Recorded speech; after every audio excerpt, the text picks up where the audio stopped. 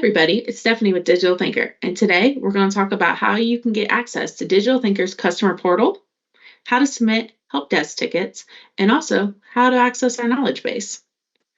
The easiest way to get access to Digital Thinker's customer portal is to go to our website. If you're creating an account for the first time, you can easily go up top and create your account. Or you can click on Customer Portal. This is the login page where you can put in your email, your password. So down here is where you register if it's the first time you've ever used Digital Thinker's Customer Portal.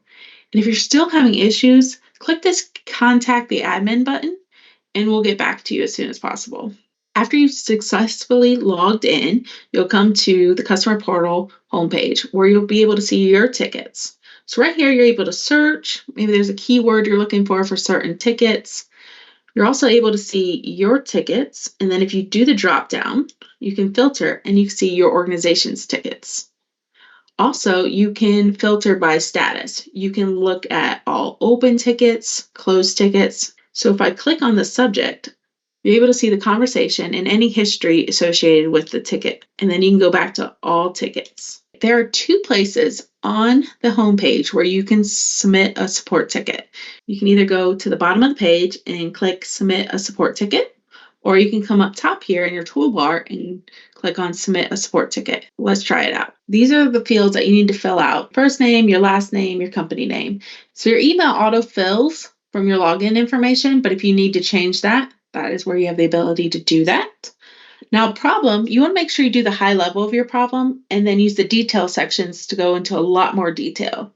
Putting in your ticket, there's a priority associated. So pick what priority best fits your ticket for your organization. Now, category is important because it determines how your ticket is routed to what departments at Digital Thinker. After you pick your category, you can put what version of EIM. It's not required, but you definitely can.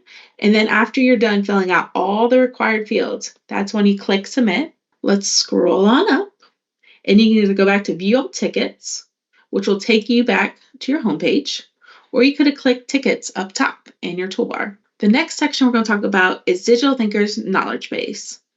So you can click on Knowledge Base. You can search. Maybe there's a keyword that you're looking for. You can search and see if it brings you to any articles, or you can click on any of these topics, and they'll bring you to articles. So to go back to your tickets, you want to go back to the customer portal up here, and you can click, or even down at the bottom.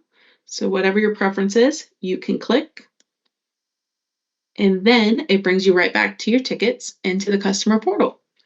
In this video, we went over how to navigate Digital Thinker's customer portal, how to submit a support ticket, how to look at Digital Thinker's knowledge base. This is Stephanie with Digital Thinker. If you found this video helpful, hit the subscribe button for more content. Have a great day.